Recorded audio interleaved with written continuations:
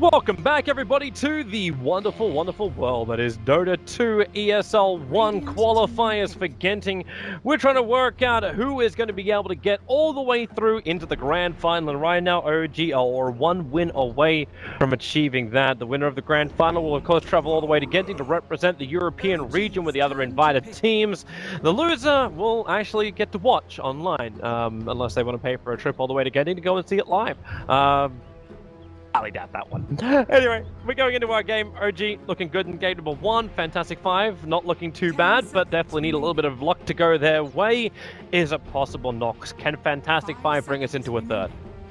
I think they definitely can, especially how this draft started. They get the Unveil Devourer, one of the most picked and most successful heroes of the patch so far. So I think it's definitely start for them, and they managed to get rid of Drow and Shadow Demon. Heroes which OG and lots of other teams have had lots of success with. So I think it's a good start. They don't have to deal with the horrible combo of the SD Luna. They still might have to deal though with the Sniper, which has been one of the most favored picks going up against the OD. Yeah. I think Fly is just really good on Shadow Demon. So he's kind of like PPD in that, the old PPD at least, in that there's defensive supports and then there's defensive supports in the hands of PPD and Fly, and there's a big difference between them. If you remember from Frankfurt, his Dazzle, his Lich, when you get that early mech and somehow he managed to farm it up, able to just direct the game and save his team. Frost Armor and in the past, excellent Shallow Graves. Oh, here we go OG, again! Oh my god. It's Durex Pudge. Yeah, 1 win, 1 loss so far with the hero this patch. Yeah. Okay, let's see how this works out. His hooks, some of them seem really on target, some of them seem very, very off, but he always seems to get the ones at the right times. At least in the game of the ESL, in the ESL qualifiers, that's what happened. And now we're going to get an Invoker as well for Ana. It's actually quite weird because both of the times when they picked Pudge, they picked it alongside a DK. The DK would get the stun off when the Pudge was running around mid, and it just sets up such an easy hook. And instead we see the Invoker coming out here for Ana. So are you thinking like maybe they're going to go something else here? You think this could even be like an S4 Pudge? 5 seconds remaining. No, I just think that they're going to pair it up with a support that's definitely got some sort of stun. Or they're going to rely on Durex to just be a god and thread the needle in ridiculous situations. You know, Escape actually picked the Sniper, and when they beat the last Pudge. So Fantastic.Five in this predicament. Like, they don't want to pick Sniper, but yeah, they're not picking a Sniper into this draft at the moment. If they do, their laning would be a disaster. With the Invoker pick, I think we could have to assume that it's Ana mid on Invoker. So no, we probably won't be seeing any Sniper shenanigans here. I just sit there in absolute hope if we get the Pudge techies, S4 Pudge, and support techies off lane. I think that dream's dead. Like, not even Cot Dota would expect that, and he's like the world's filthiest techies picker. Yeah, I don't care what he... I sit with reality. Alright, so an Axe pickup for Fantastic.Five. Well, if you hook him, you may be really regretting it. A lot of damage that can come out from the Axe. But still, no instant combo. They take out the IO. I'm wondering if they also find some kind of, like, saving grace. Do you even have one? Like, I was thinking, like, the Dazzle pickup go with the Axe, but... Yeah, I don't think that they would... It's actually, like we were saying earlier, it's really weird that Fantastic.Five going for what looks like 2 cores early on, assuming they play, like, off-lane, aggro, dual lane, Axe +1. So... no supports early on, it means that they're quite versatile, and I don't think we'll see a Dazzle ban from OG. That just seems a bit weird right now. There's so many other good heroes in the pool. But definitely do need to see something that synergizes well with the Axe. Maybe the Oracle, that hasn't been banned out. That's also a really strong pick. Yeah, it works. Very good against the Unveil Devourer because you can also time your ultimate on Oracle that OD just banishes himself as the damage is coming in and he's invulnerable.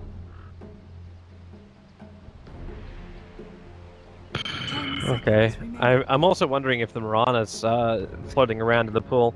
5 seconds remaining. Mirana's not really a hero that F5 have picked too much recently. Yeah, I was OG. thinking more for OG, but if it's also a Jirax Pudge already takes up that role. Yeah, and also they have their mid. And safe lane Mirana is a bit underwhelming. Yeah, I'm not thinking safely. I was thinking roaming support. Okay. I always like the Mirana arrow into something like the OD imprisonment, or even just the axe control with call works really nicely too. But yeah, it could be a Mirana for Fantastic.Five.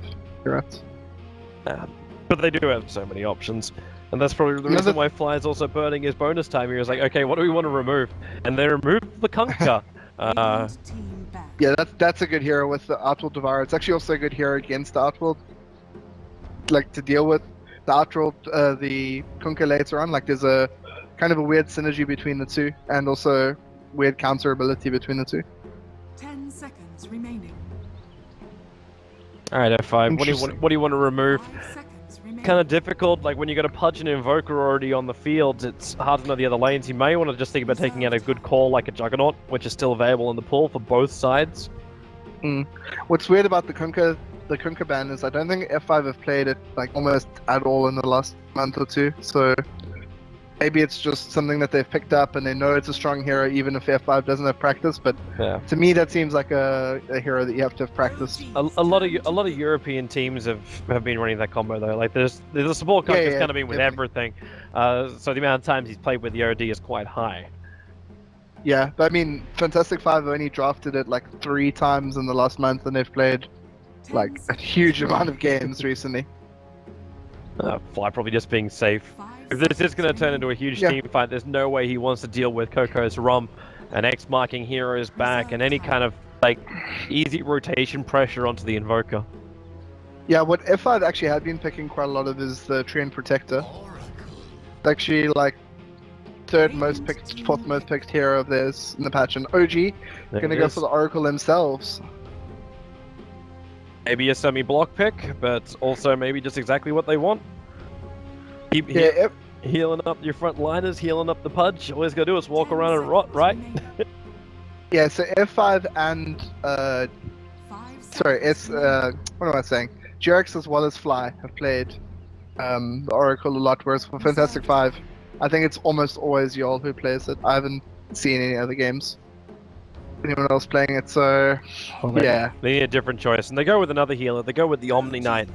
So Repel could be added in. But correct me if I'm wrong though, Pudge's hook is still gonna drag him back. Damage. It does. First of all, it hooks you back, and it also does pure damage. No. So Omni doesn't really protect against that. He can protect against the Invoker in a way. Yeah. I think it's going to be like Omni Knight's just keeping Repel on the Outworld Devourer and the mid-game fights really strong, and early on the Repel not so effective, and you just rely on the Degen Aura to close the gap and the Purification to do good damage. It's a strong hero alongside the Axe as well, and also a hero that we've seen a lot of picks coming out from Fantastic.Five. They're 7 and 4 with it this patch. So if you look at their heroes, like most picked or banned heroes, more than 10 times this patch, we see like 3 of them. Yeah. Here it is. S4 Clockwork. Here we go. It's the S4 Clockwork. So there's our off laner. OG's only missing their safe laner now. And then we're good to go. We just need a no-tail hero. Yeah, Clockwork's nice with the Pudge as well, because you get the cogs and it just like basically block one of the quarters, and it sets up for an easy hook from the Pudge. And worst case, Pudge misses and it hooks your ally out. Or hooks the Clockwork out, so that's also quite good. 10 seconds remaining. Fantastic. Interesting lineup though. Like the OG lineup at the moment doesn't seem like it has like amazing synergy, but you know, sometimes this is exactly what happens, is our understanding of the game is missing like some tiny bit that puts it all together. It gets synergy but just because of the rotations that OG achieve. So they just need like one big core that's able to move with the other heroes, can jump with the Clockwork or jump with the Pudge. Yeah. They all seem to have some better disable against the Weaver. Unless Pudge is able to hit his Dismember, that Weaver's kind of not going to go anywhere. Radiant team back. Yeah, I'm interested to see what we see no-tail play here. Maybe they just go like heavy damage. Like you can just like bring in the PA and go for that heavy crit. PA is not bad, but will be controlled pretty heavily by Yeah. Axe, and 10 seconds. the Omni Knight will be able to deal with whoever he goes on if he doesn't kill him straight away. But like, what's Omni Knight what's is your a other very choice here? important. I'm not sure.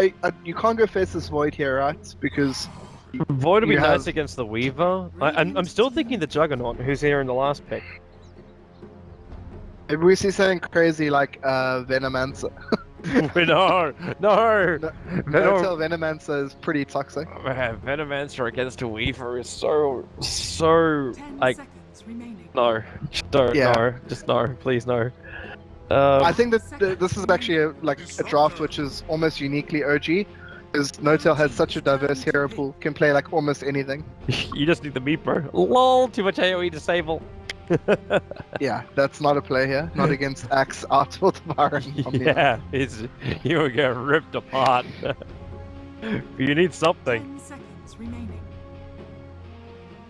You go like a no. Yeah, this is a very weird situation. Maybe the Spectre, Yeah, I was thinking about him as well. I see like heroes that can close the distance, but Terrorblade. yeah, Okay. they needed something with range. They needed something with a little bit of extra push. Spectre didn't offer that. The Invoker doesn't offer that, and the Terrorblade offers that in droves. The thing is that there's like very obvious frontliners and the Clockwork and in some ways the Pudge. So you want something which can stay back and be effective and do things. Doesn't have to get into a fight. Terrorblade, this is a very weird draft by OG. Like if I had to look at this draft and I didn't know the teams, I would say, what the hell? Like if this is trash. You're But throwing the if- game, boys. they've got a definite plan. They've got some obvious like 2 hero synergies, some 3 hero synergies. But I think the Fantastic.Five draft is just easier to understand and to play. Yeah, I would agree. Sometimes though, like when you play, like wasn't that the whole story of TI? You play up against a draft which is so difficult to understand. Like you can never ban against it. You can never draft against it because you don't know what wings or DC we're gonna pick, and then you have real trouble understanding their full timing. Next to everyone just TPs on top of one tower. Okay, we'll deal with that when it arrives. But it's not like just going through the motions. Mhm. Like OG, when they played at TI, they were going through the motions. They were like, yep, this is what we do. We win here at this point and this point. So, if anything, I'm kind of happy to see OG doing this and playing a more diverse hero pool. It's going to keep other teams on their toes when they finally do hit a LAN. Yeah, I think that there's a lot of pressure on the Omni Knights for F5. Just there's so many good targets for him to repel the Weaver and the OD, the obvious ones. But he has to just get the timing right on these spells. Very important that he does so. No tough And once forces Logic out, and again we have this aggressive Dire Observer Ward. Works a little bit nicer for Pudge. Actually, notice the 2 Observer Wards they place down. So the one's already down watching the mid, like the high side of the mid, and the other one allows them to watch Lolic's farm. Both these wards allow Jirax to hunt in this box. 30 and I just have seconds one to go. criticism of Jirax here. He doesn't have the genuine Crimson Witness. Man, Rip is real. Yeah. you mean the wait, are you The just red one, the red one. ah?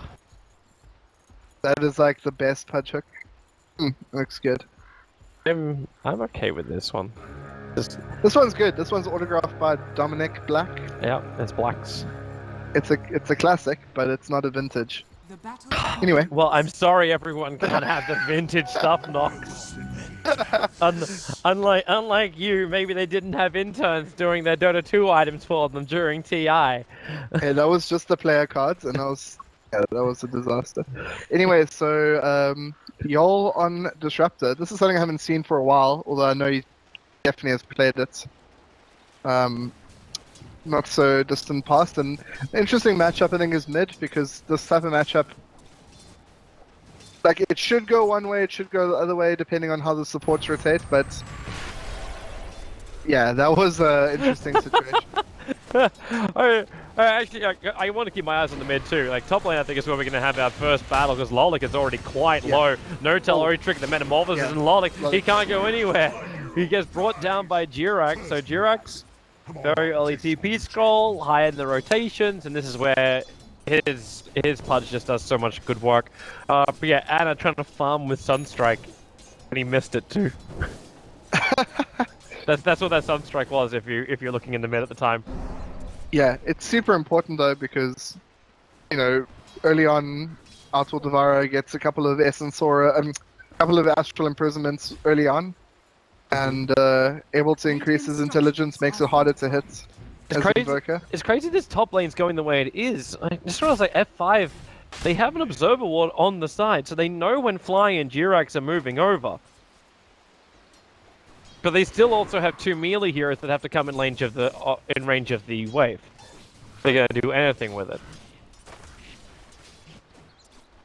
S4's also starting his offlane in a very similar fashion to his quarter-final clockwork.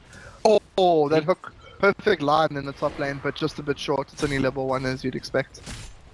I missed that one. But yeah, S4 does a really great job of burning off all the mana of the supports.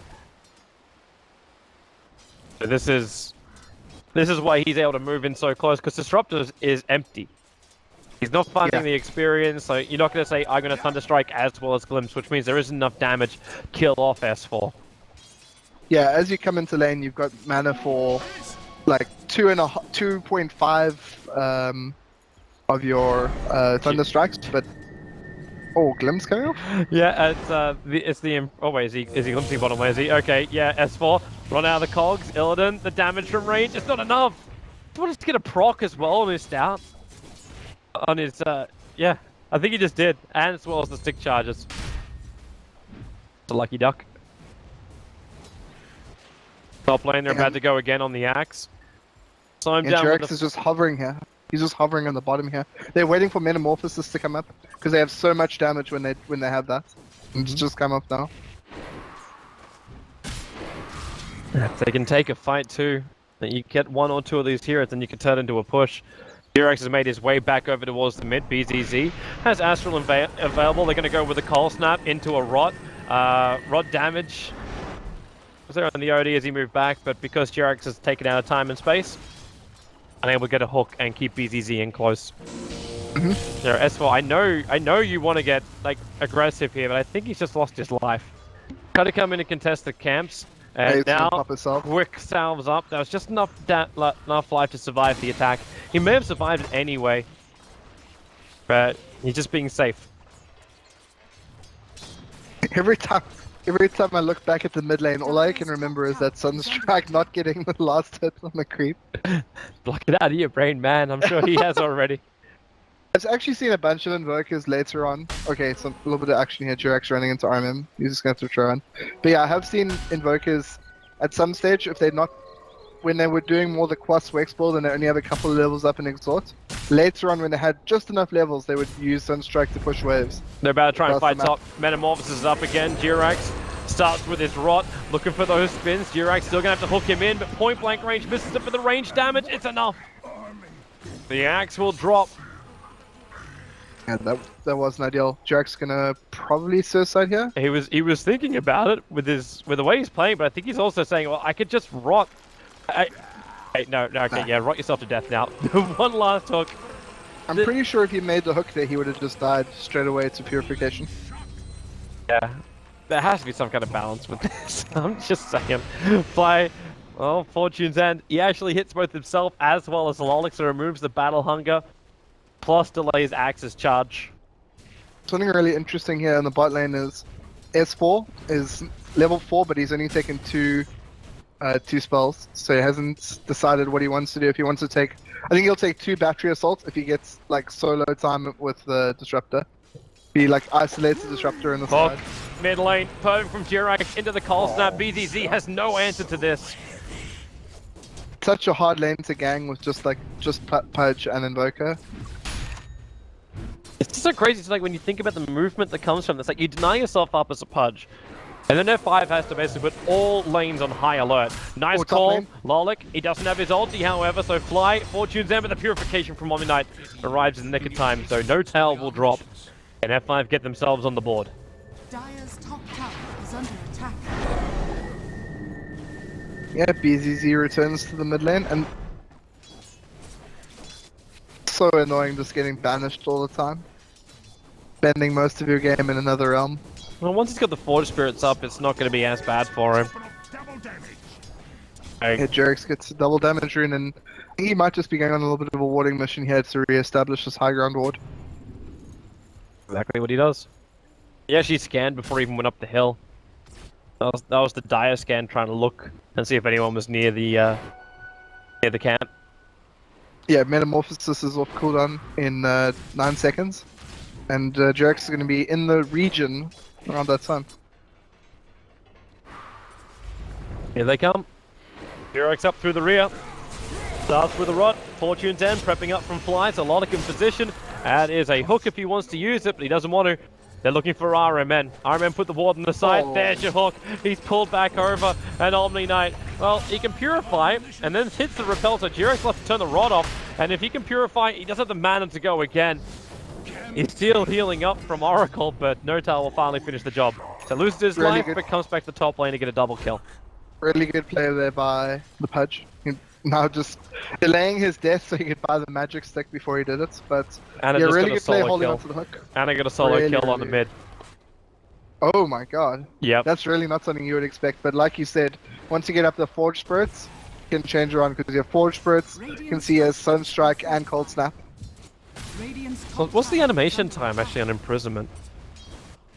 I mean, you have to raise your like hammer a bit, Yeah. your staff. Because I'm wondering, like, if you got 2 Forge Spirits up, because he does have the 4/4 now in the Quas X sword. Like, if combining it with Cold Snap, if it's enough that he can never cast Imprisonment if the attacks keep coming from both the Forge Spirits and the Invoker. It might be true, but like part of me thinks that you will be able to get it off at some stage. I think that you have to stagger your timing of your Forge Spirits. I think they both hits at the same time and your hero hits at that same time. Like you have to just mess up the timing Mm-hmm. so that Cold Snap triggers every single tick possible. Jirax, Yeah, it's every sending- 0.69 seconds. he's sending one illusion to the top, and originally he was sending his other 2 to the mid. I said the other 2, himself and the illusion. So F5 being very defensive. Why does it feel like Jirax is playing so many mind games? He's sitting on top of an observer ward. This he cannot know. Because I didn't see him planted. Oh, Anna's going again. Oh, PCZ, it's just not his fun time. Yol gonna glimpse Yeah. back Anna, puts him in a wall. They do have Eclipse, but at the same time imprisonment. It comes out, and Jirax is here as a defensive thing. The Forge Spirits create a line between Anna as well as the OD. A rotation from Disrupt doesn't really get much. You still have a very good farming Weaver. Like, Illidan's in a great position. S4's had a lot of room though to get levels. Once he gets levels, probably Radiant's maybe top not tower not is at under 6, attack. maybe at like 7 or 8, he'll want to move around and make some plays. Because OG are doing pretty well, so there's no reason to just leave him. Well, they're gonna have space to make plays. The T1 Towers got taken out. Fortune's End into the Sunstrike, and Fly gives the extra purifying flames. But meanwhile, they initiate the mid. The hook shot not gonna be. I mean, the from Pudge not good enough to actually save the Invoker. There was too much in the way there. Yeah, but there's pressure coming in here. Metamorphosis is doing a lot of good work. They'll have to back up shortly though, as Axe Yeah, just I think they runs can at kill him. Oleg. Is there enough damage? Oleg is No. dropping down low, not with RMN arriving with 3 points in Yeah. purification. Yeah, so overall some nice trades. S4 has got a 6 and he's actually decided, let me go heal and then see what I can do. And part of that is coming here. Gonna go for the hook. Hook, and he got him! Max range! He's gonna come in from the punch though. 1 hook or 2 hooks. Either way, there are a lot of hooking.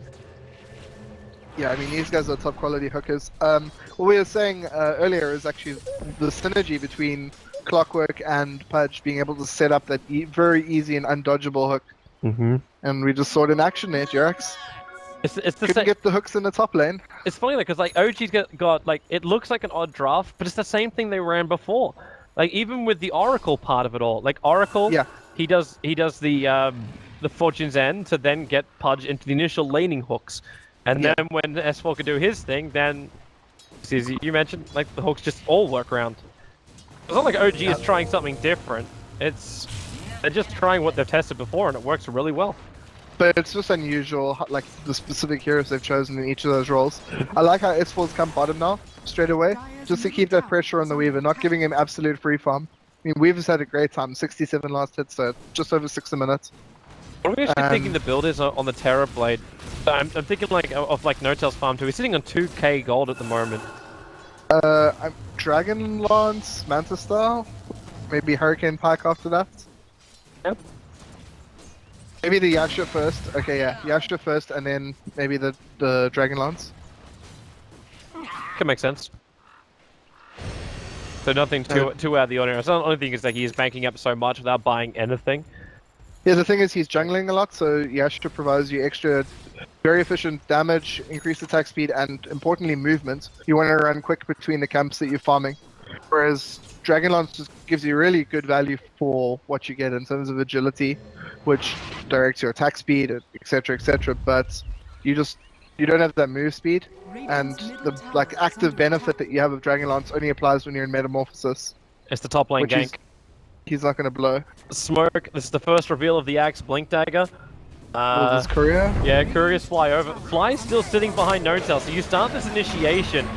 Blink Dagger goes off, but then you break free. Fortune's End does its work. You nuke down the Oracle, and No-Tail just keeps fighting. BZZ can't do enough. Fly is out of mana, so they're going to imprison. They need more help here, however. Lolik is waiting for it. Does No-Tail have enough damage? He doesn't have enough mana for Sunder, which was his problem there. They were just too low. I think if No-Tail and Fly ran to start, they would probably both die. So the decision that they made there was just to try to fight their way out of there.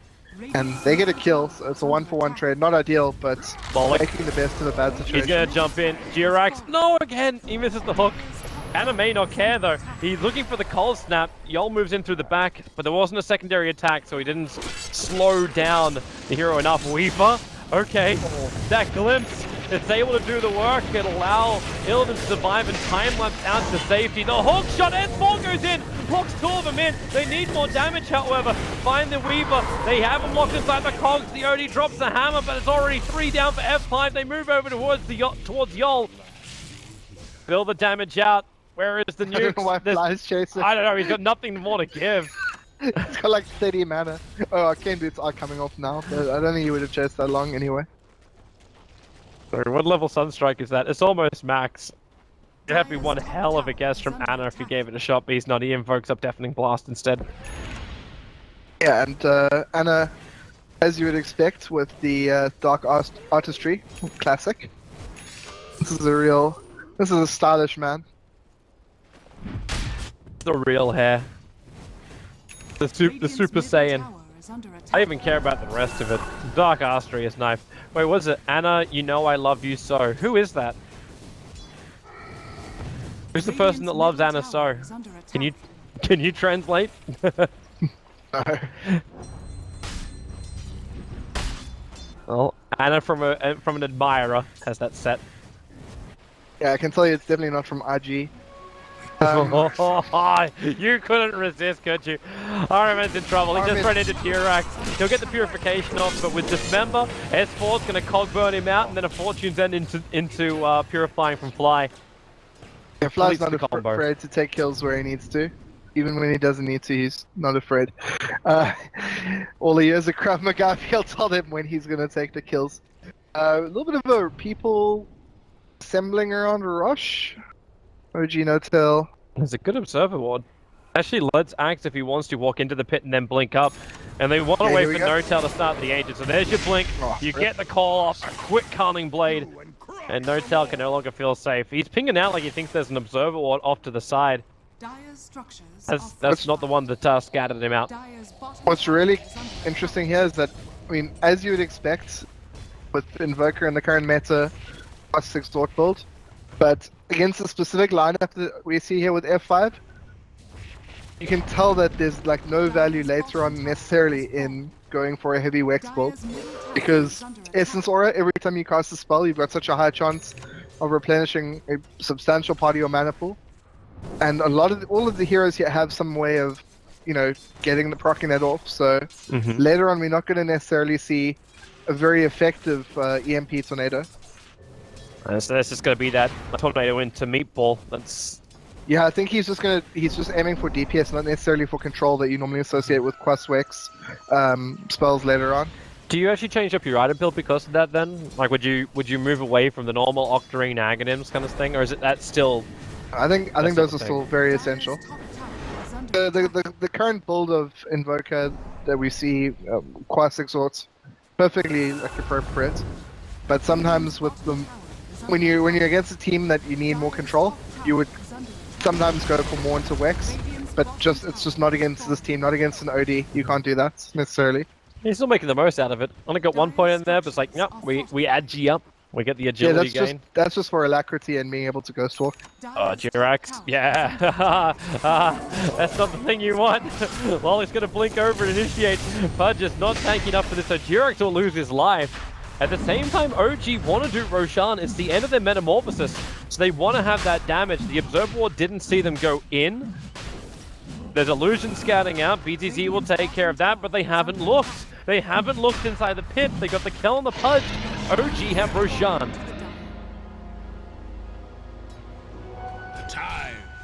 Yeah, Omninight's also pretty poor here. I want to see him get just one item up early on is very, very helpful.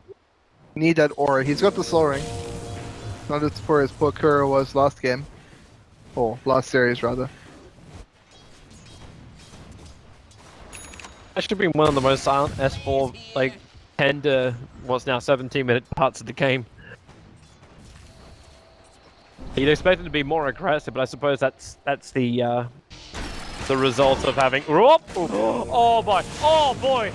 Time left it back in again. They're gonna go to the Dismember and the Sunstrike. The synergy is beautiful. Lolik will jump in with a blade mail. They don't want to kill him off straight away. Fortune then will allow S4 to survive. Fly throws down more nukes. No tail. Sunders out the OD as well. You think you've got the upper hand, and both the hands get cut off by the hookers. And y'all, okay. Definitely didn't hit that mark. Jirax has got some of the most amazing ability of any player, but not on Pudge, not this game. Alright, I said at the start, man, like he hits the most amazing hooks, and then he can have some of the most terrible hooks as well. He hits really good hooks on any non-stationary target, but on stationary targets. Okay, if the tail counters a hitbox, y'all was grabbed. Yeah, I don't know what's up. Maybe he's got high ping. Let me check that out. He shouldn't. We're on a good EU server, and he's. Yeah, I'm trying to make excuses. I want a reason. Oh, he hits that one. Y'all get a glimpses him closer. You know, sometimes it really is luck of the draw when you go for the glimpse, and that was the it came up the devil's numbers. But the way they ping ponged Illidan there in the top lane was hilarious. You know, getting the hook in the bounce back, then the cogs ding ding ding into the Pudge ulti there, just dismembering him, and then the Sunstrike to finish it off as the glimpse came in. It was tasty. It was tasty. That's one of those wonderful synergy moments. You just want to watch again in slow motion. Someone record that in 1080p and make a nice, wonderful, high quality GIF. I want quality. Nah, this 360 crap. Yeah, so No Tail went straight for Manta, defensive item. There's a lot of control, like we were saying earlier on F4, F5 rather. It just doesn't seem as farmed. Like, he's got 150 creeps, but it just doesn't seem like he has a lot. Not sure why that is. We're not really seeing him doing. I don't say you're not seeing him doing much in the fights. Like, it's not the all-powerful No Tail we've seen, because he kind of gets a clip by all the other heroes who do the damage. So No Tail comes in, does his job at the right time. That TP in from Illidan is kind of optimistic as the hook shot. S4, then the hook out. Disruptor just gets to work. He threw the ulti down. S4 4-stars up to the high ground. They want to keep chasing. They know the Observer Wards are there. The blink, the call, Axe with the purification. There's some heavy damage. The Sunstrike, it hits onto the Axe. Where is your big damage, however? The Terrorblade's already gone down to the Weaver. Didn't stay alive long enough. This fight's going to split into two different parts. The hook down by Jirak. Finally, no, he can't kill off BZZ. They've still got the Weaver Beetles on him. So they're losing life, they're losing armor, and Illidan's just getting more and more kills. A triple for him. And BZZ stay away from the cogs. Let Illidan finish the job. The Sunstrike, oh, it hits almost the mark. And it was off to the side. Gonna go invis and TP. Yeah, you can't stop that, Illidan. Yeah, that was really unfortunate. The Weaver did a great job of hustling and bustling around so that he couldn't get brought down by No-Tail. But yeah, like No-Tail's got like nearly 10k net worth, and 5k's in the Manta, 1.5 in the Power Treads, a little bit left over for the other items, but he's got 2,000 gold just sitting in the bank. He doesn't need to save it for buyback, so he must be saving for something big, or he must be indecisive about what to buy. Trying to work out if they're gonna get. What you got Deso? Talking about Illidan, right? On Illidan? Oh, you talking yeah. about No-Tail's gold. Yeah, I was just talking about No-Tail. Like, what's he gonna buy next? Okay, he's going for Scotty. Unless he feels like Link is gonna be a good thing, but I doubt it. Maybe he was also tossing up if he needed the BKB. But when you're running an illusion-based hero, you probably want to survive longer anyway. Oh, Illidan's away. I think if he does go BKB, it'll be like 5th or 6th item. Yeah. Doesn't need it right now necessarily. Just get the raw stats to survive for the moment. Yeah, exactly. Like, there's so much control on F5 if you get, like, Lincoln Sphere is not going to help you, and BKB later on I think will be important. It seems right now like if he attacks into the axe, he's gonna die. And he has no lockdown on a Weaver. Axe jumps forward, hook from Jirax, gonna pull the Oracle away. He was taunted as well, so Flyer started doing the run through. Where's that S4 hook shot? The Rocket's given him the vision for it. They are not going to initiate.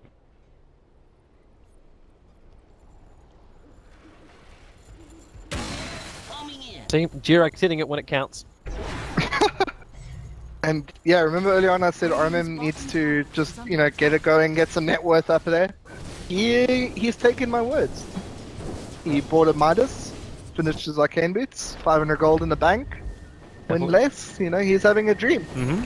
Definitely getting the levels too. He should have a wonderful level 3 ultimate in about 10-15 minutes. That's the important thing, is that you really do want to level up all your spells, because Pell scales kind of badly. It's only an extra second per level. Glimpse him back over, and that is one very dead Pudge. Unless he can deny himself. Oh, wait, no. Just the damage first. Never mind. I'm like sitting there going, okay, because I remember like the really, really crappy thing is if an OD imprisons his own teammate Pudge, and he's already rotting, and he's like just on the edge of death. Like it's like the same thing with Shallow Grave. Instantly tick the rot before anything else. Like you have no time to do any kind of extra damage to ensure the kill. So I thought for a moment like the OD imprisonment would do its damage and then the rot would tick through. But I wasn't certain which one would do its first damage, but he wasn't rotting inside of it, so it was fine. Yeah, so Illidan finishes off the Deso. He's had it for a little bit of time now, a couple of seconds. And what do you think he's going to go next? Dragon Lance is something that we normally see on Weaver, but when we do, it's generally like an early item. So in this game, I'm wondering in this game, I'm just wondering if he just goes for the damage with I almost MKB or something. Yeah, I was thinking MKB, but I'm also wondering if anyone's really going to be building into a butterfly later on. Like the Terrorblade probably will. So that's his choice. But he could also just go for straight out damage. Look towards Daedalus as well as BKB. Going for that kind of build. Radiant's top tower is under attack. Might also just go for like more tanky stuff. Like maybe the heart. Something very old school, and we used to go heart. That was more of a time when Radiance was the preferred damage item though. Yeah. Then it was all about just sustaining in the fight. In this game, it kind of feels like he needs to be like that big damager, give him the advantage early on. Because OD doesn't do that. OD gives it to him later on. Hookshot in from S4, wonderful cogs, pushing back The rest of F5 and zoning them out, so the wall holds Pudge in position. Jirax has no other choice but to stand his ground. And now in comes Notel, Anna wants to help out. He gets called, combining up with the Storm. Where's that OD ulti? He's got the Eclipse available. Who's he want to throw it on? Absolutely everybody, but he's already down. The sustain from OG is too much, and Notel still has his under revival. No one's doing any damage to him. 3 heroes lost. They're gonna find the 4th, fly into the tree line. S4, he actually jumps up. Cog protects his teammate. So we've cannot get close enough to killing off the Oracle. Seems to me like the communication of OG is like absolutely incredible.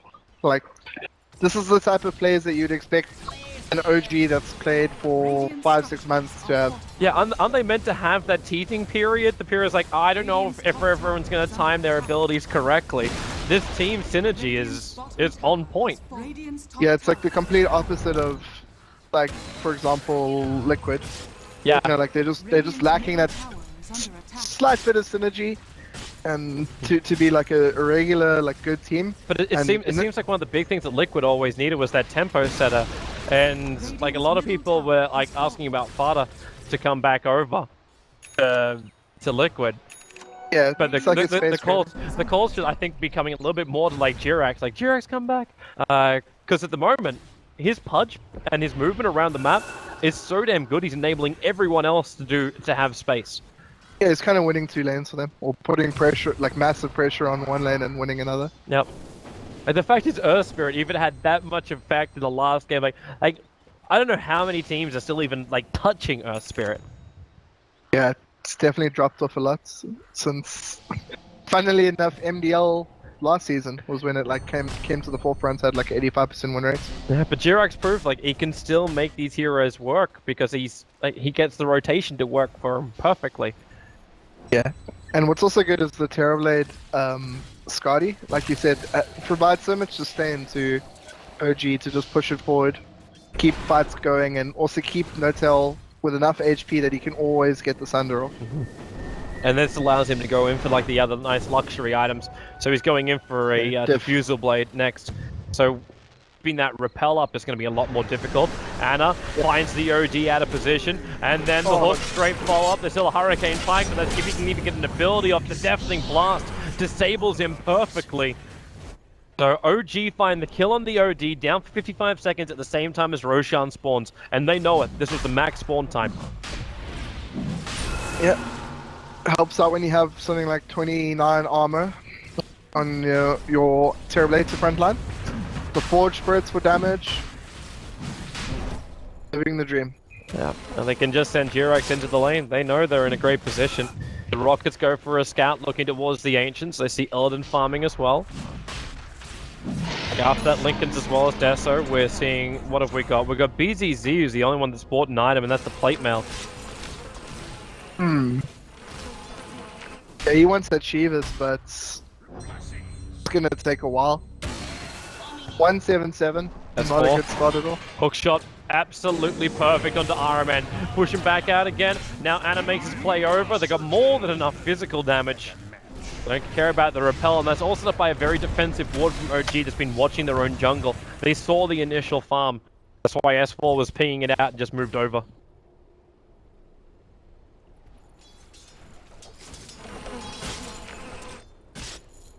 Yeah, poor y'all. Sitting on like at 100 GPM in terms of, well, net worth effectively. Poor man. That's not a happy day for him. Yeah, I mean, it would be great if he... I mean, I think his Oracle last game was... Oh, they got him again! Good. Quick glimpse. Quick glimpse takes him a very long way, because Illidan only just arrived in the mid lane. At Jirax, are you... He's looking for another hook. F5's thrown down sentries on both. Okay, the Observer Ward's on the other side. They got pinged out by the Axe. They know. Okay, yes, yes. Yeah. No, it was Jirax actually. Jirax thought he would get a hook on the Weaver, but it was like 100 tiles short. So S4 does the premature hook just to make sure that they keep the stuns chained. Oh, they got that hook. This time they hit Illidan. They're trying to do the deep wards. RMN. Where's the extra help? Sunstrike lands a little bit too early. Lolic only now just hits the ground. The hook. Oh, Jirax, that looked right, but obviously it wasn't. Aeroblade will drop the false promise, get him alive a little bit longer. Throws to 4 staff out. And now with a drum charge trigger, Jirak, Anna creates a lot of space, deafening blast. Notail starts to fight. Remember, he's still got that Sunder available. Focus on Illidan. Illidan having a time lapse out, the damage done to him. They get rid of the bugs. Notail is still very, very low. They trigger off the Lincoln Sphere. They're still looking for the better target as Anna's just gone straight through the front lines. The OD imprisonment, he'll save the Disruptor, but only for a second. Jirax missed the hook once again, and Focus got a double kill. And S4 hook shots in, hits the Weaver, tries to throw him out with a Cogs, but it's OD who's in trouble. Jirax just keeps moving forward. He's got the hook available, sliced him up with just the meat hook. That's just the cleave effect. An OG wipe F5. Out of the frying pan into the fire for F5 did. I mean, they looked like they were definitely behind, but it just went all of a sudden, like it just fell apart from them. Absolutely. OG just hit the sweep point. Like in that last fight, I was watching more Notail. Thought his little battle with the Weep would decide more, but really, Anna created so much space. The fear factor of just getting hooked out from a pudge, it almost